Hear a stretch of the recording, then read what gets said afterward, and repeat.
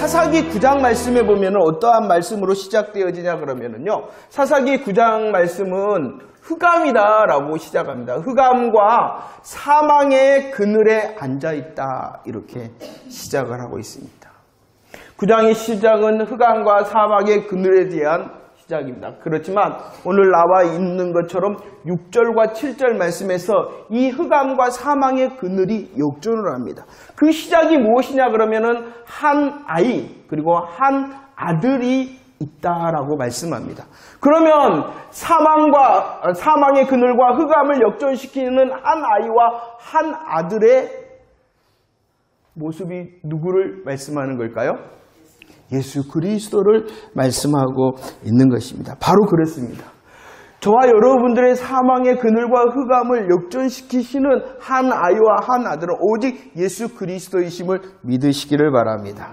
그 예수 그리스도에 통한 하나님의 일하심을 오늘 7절 말씀에서는 이렇게 말씀하고 있죠. 그 말씀이 7절인데 한번 읽어보도록 할까요? 그 정사와 시작.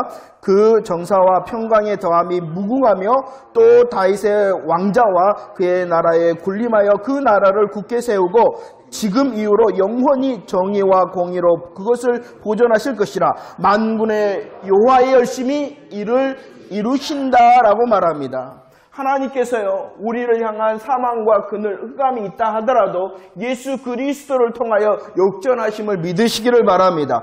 그 일을 통하여 오늘 하반절 말씀에서는 무엇이라고 말씀하고 있냐 그러면은 만군의 여호와의 무엇이 이룬다고요?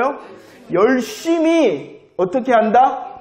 이루신다라고 말씀하고 있음을 믿으시기를 바랍니다. 하나님께서는요, 이 일을 어떻게 이루신다는 거예요. 그런데 그 하나님의 이루심을 하나님의 무엇이라고요? 열심이다라고 말씀하고 있습니다. 한번 질문할게요. 열심과 열심히는 같을까요? 틀릴까요? 생각을 안 해보셨죠? 열심히와 열심은 다를까요? 네. 그러면 여러분, 만약에 여기 하나님, 만군의 여호와 하나님이 열심히 이룰 것이다, 이게 더 어울려요? 아니면 만군의 여호와 열심히 이루실 것이다 라는 것이 어울려요?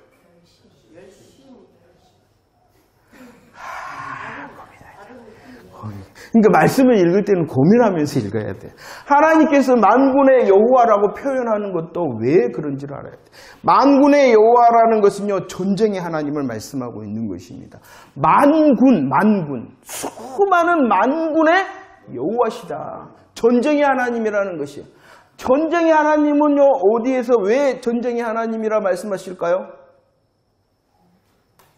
한 번도 고민 없이 그냥 만군의 아멘 그러셨군요. 만군의 여호와, 지금 영적인 전쟁 중이기 때문에, 영적인 전쟁 중에 있으신 그 여호와께서 이길 수밖에 없다는 거예요. 특별히 그 만군의 여호와, 전쟁에 능하시고, 전쟁은 누구에게 속해 있다고요? 그래서 다 저와 여러분들을 향하여 승리하시는 여호와, 만군의 여호와, 이기신 여호와, 그 이기심이 누구의 거라는 거예요? 믿는 자. 자, 보세요. 그 만군의 여호와께서 이루신다는 거예요. 무엇이 이룬다고요? 내가 한번 열심히 해볼게. 내가 열심히 하면은 될 거야.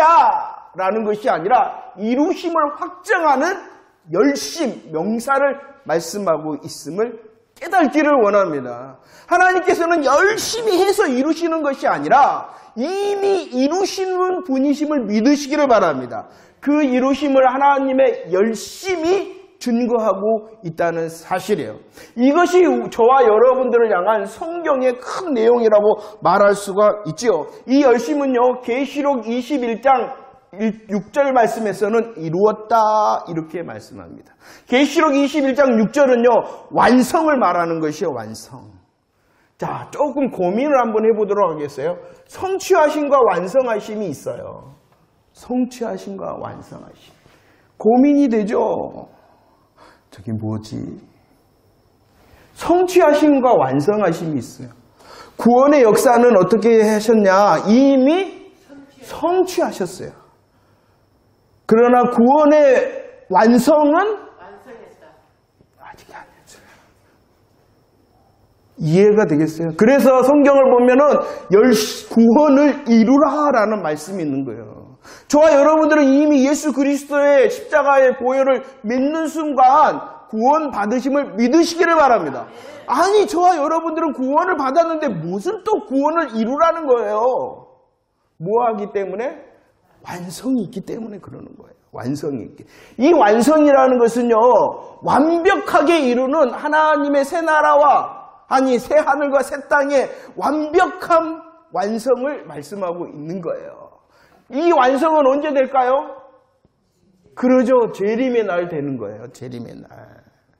그러나 저와 여러분들은 성취된 구원의 성취를 통하여 완성을 소망하니 이것은 구원을 의심하라는 것이 아니라 소망의 대상인 것입니다.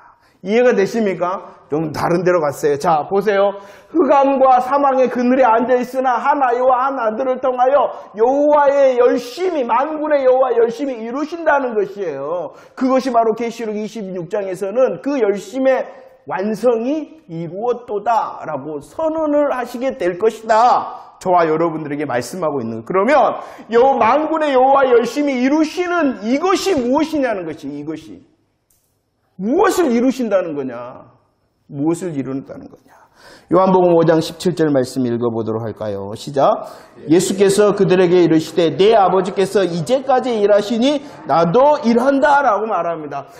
만군의 여호와 열심히 이루시는데 이것을 오늘 요한복음에서는 뭐라고 표현했어요? 일하신다라고 말씀하고 있어요. 그러면은 하나님께서 일하신다는 것이 무엇일까요? 무엇을 일하실까요?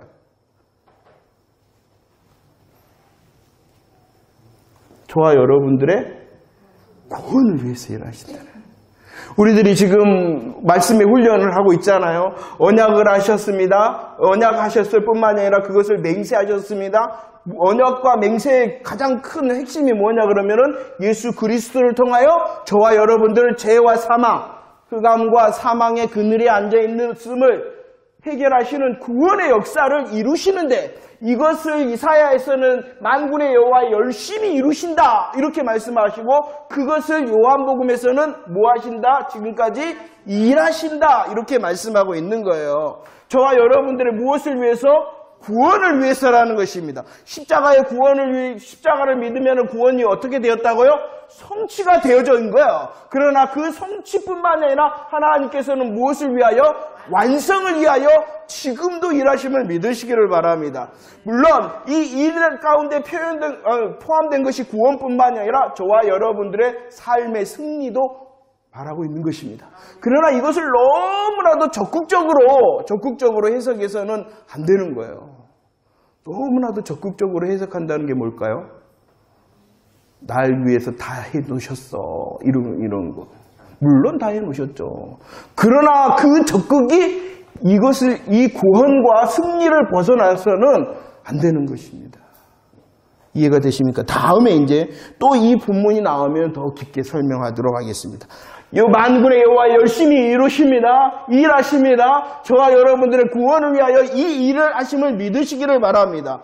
그리고 이 놀라운 구원의 역사를 오늘 에베소서 3장 9절에서는 이렇게 표현하고 있는 거예요. 하나님의 열심히 이루시는 것, 그리고 하나님께서 일하시는 것, 이것을 무엇이라고 표현하고 있냐 그러면 읽어볼까요? 시작.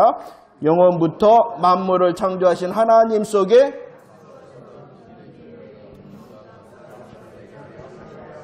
감추어졌던 무엇이라고요? 감추어졌던 비밀의 경륜이다 그러는 거예요. 자, 이해를 하나하나 해요.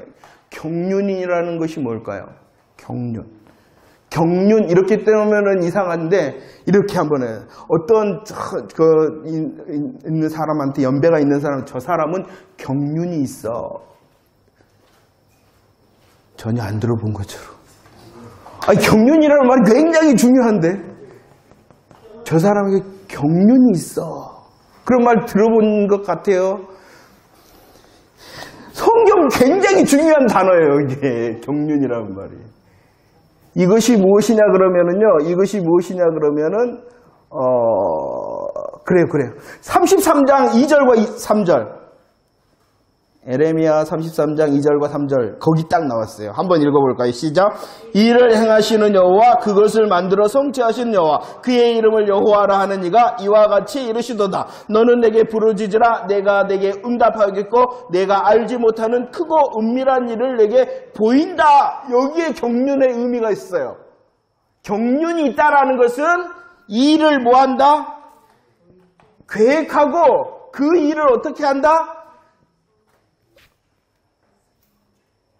대답해요. 틀려도 안 물어. 성취하는 거예요, 성취. 무슨 일을 계획할 뿐만 아니라 그 일을 이루어 이끌어가서 완성을 시키는 것. 그것을 바로 무엇이다라고요?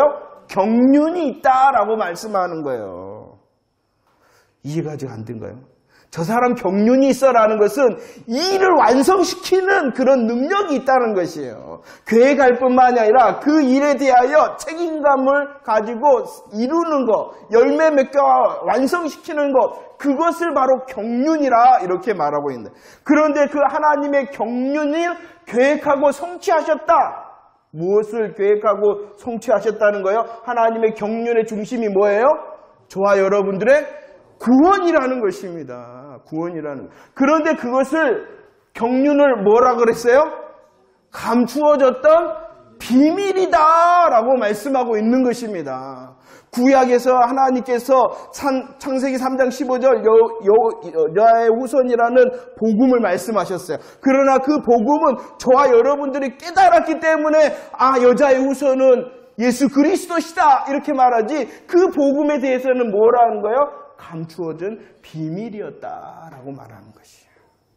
자, 정리를 한번 하고 오늘 룻기와 함께 적용을 한번 해볼게요.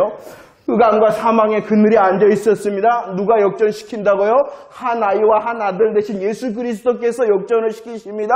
이 모든 일하심을 만군의 여호와 열심히 이루시고 이루었도다 라고 완성이 되어질 것입니다. 그것을 요한복음에서는 일한다 라고 말씀했습니다. 에레미야에서는 계획하고 성취하시는 여호와시다 라고 말씀했습니다.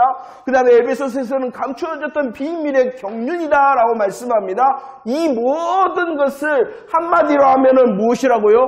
구원이라는 것입니다. 구원이라는. 이토록 성경은 저와 여러분들의 무엇에 관심이 있냐 그러면은 영혼 구원에 관심이 있는 것입니다. 그리고 그 영혼 구원을 위하여 여호와께서, 그리고 예수님께서, 그리고 이 시대에는 성령님을 통하여 일하고 있는 것입니다.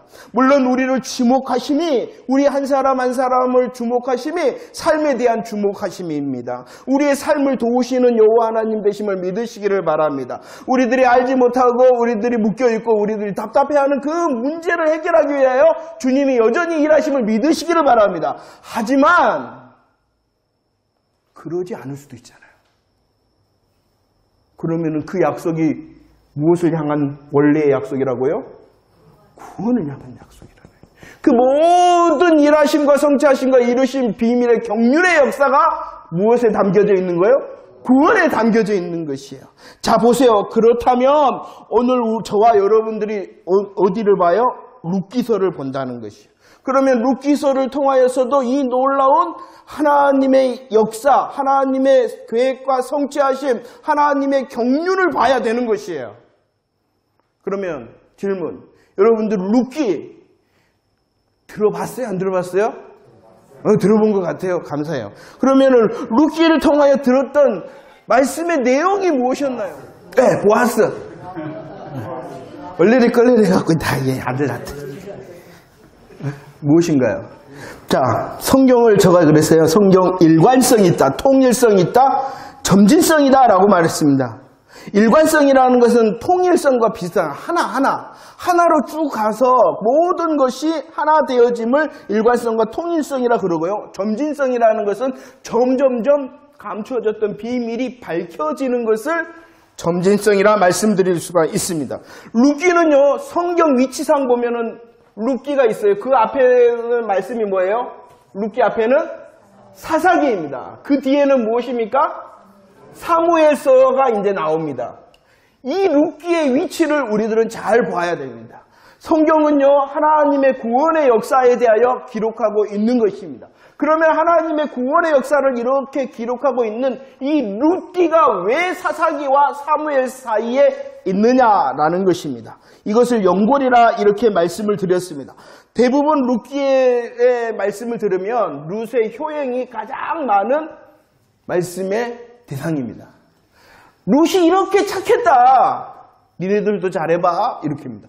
룻이 엄청 착했으니 그거를 다 하시길 바랍니다. 물론 효행, 그 다음에 고부간의 갈등에 대한 어떤 해결 방법에 대한 말씀도 이것을 통하여 할 수 있습니다. 물론 이런 교훈도 줍니다. 하지만 말씀을 볼 때는요, 교훈은 저와 여러분들을 살리지를 못한다는 것입니다. 그리고 교훈은 성경 말고도 다른 곳에도 널려 있다는 것이에요. 우리 하나님께서 제일 먼저 첫 번째 저와 여러분들을 위한 성경의 내용은 무엇이라고요? 구원의 역사라는 것이에요. 저와 여러분들을 흑암과 사망의 그늘에 앉아있는 저와 여러분들을 건지기 위하신 하나님의 일하심이 이러했다라는 것이 성경의 내용이라는 것을 믿을 수 있기를 원합니다. 그래서 룻기의 두 가지 중심 주제가 있는데 그것이 무엇이라고요? 중심 주제, 룻기의 중심 주제 두 가지가 있습니다. 뭐라고요? 예, 왕과 기업 물을 자입니다. 왕과 기업 물을 자입니다. 오늘은요, 왕에 대하여 잠깐만 말씀을 드리고자 합니다. 자, 볼까요? 룻기의 앞에 무슨 말씀이 있었다고요? 사사기. 이 사사기의 전반적인 결론의 말씀이 무엇이었냐 그러면은요, 사사기 21장 25절 말씀 읽어보도록 하겠습니다. 사사기 21장 25절 시작. 그때 이스라엘의 사사기의 문제가 무엇이었습니까? 왕이 없었다라고 말합니다. 그런데 진짜 왕이 없었다고요? 아니었죠. 왕 대신 여호와를 거절하였던 이스라엘의 문제를 말씀하고 있습니다. 그 왕이 없었다라 해서 어떠한 현상이 있었냐 그러면은 쫓아내지 못했다라고 말씀합니다. 쫓아내지 못했습니다. 그들을 다 멸절하라 이렇게 하나님께서 말씀하셨는데 이스라엘 백성들이 영적인 무엇을? 전투, 영적인 전쟁, 영적인 전투를 멈춰버렸습니다. 쫓아내지를 못했습니다. 왜 멈췄다고요? 야, 이제 이 정도면 됐지. 자기의 피와 땀과 눈물을 멈췄다는 것이에요. 신앙을 향한 피와 땀과 눈물을 멈췄습니다. 쫓아내지를 못했습니다. 그래서 현상이 무엇이었어요? 섞였어요. 우상숭배했어요. 하나님의 말씀을 떠났다. 그들의 신앙적인 주를 향한 열심이 멈추자 쫓아내지 못했습니다. 섞입니다. 우상숭배. 두 번째 어떻게 되었어요? 쫓아내지 못했을 뿐만 아니라 여호와와 여호와의 일하심을 알지를 못했다. 신앙의 계승을 하지를 못했다는 것입니다. 여호와와 여호와의 일하심을 깡그리 잊어버렸다. 세 번째는 무엇이라고요? 특별히 누가 사명을 감당하지를 못했다고요? 레위인들이 사명을 감당하지 못했다.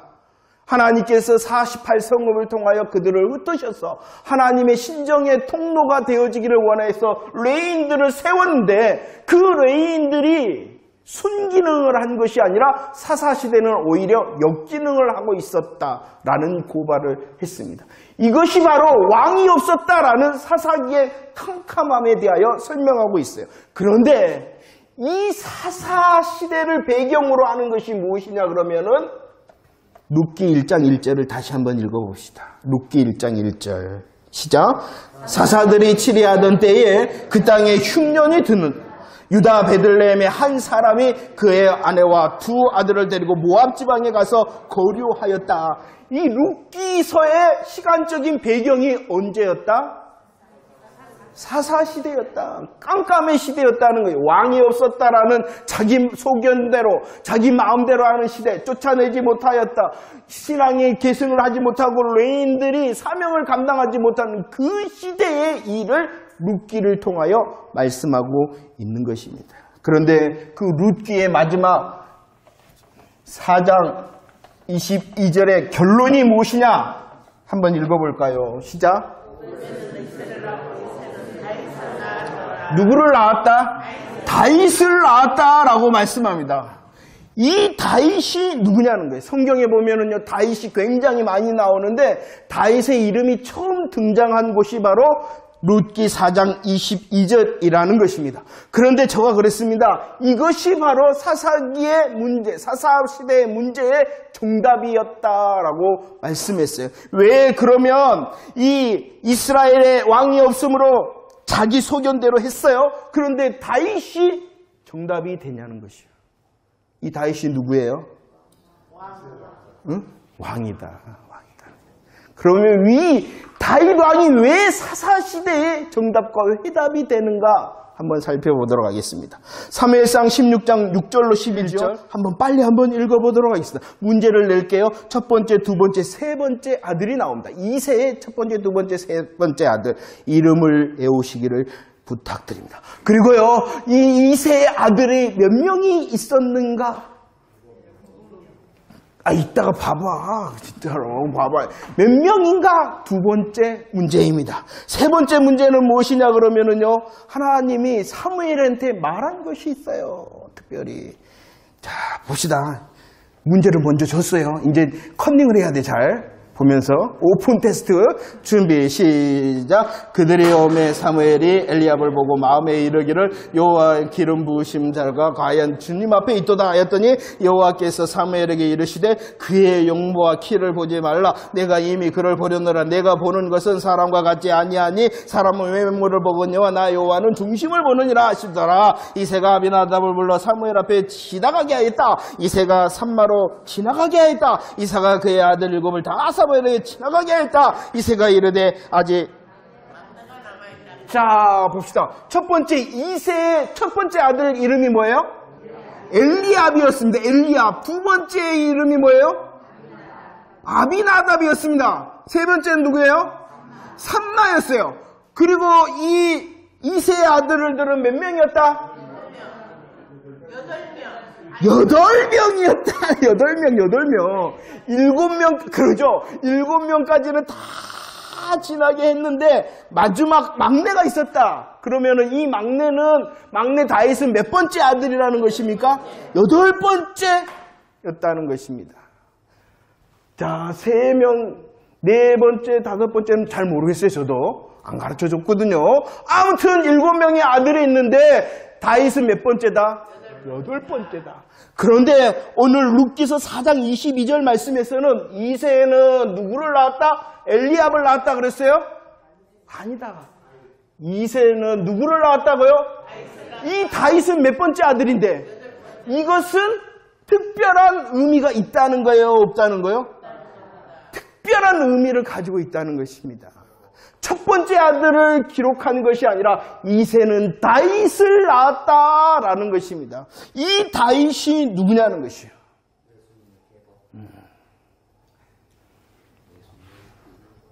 캄캄의 시대의 정답. 네.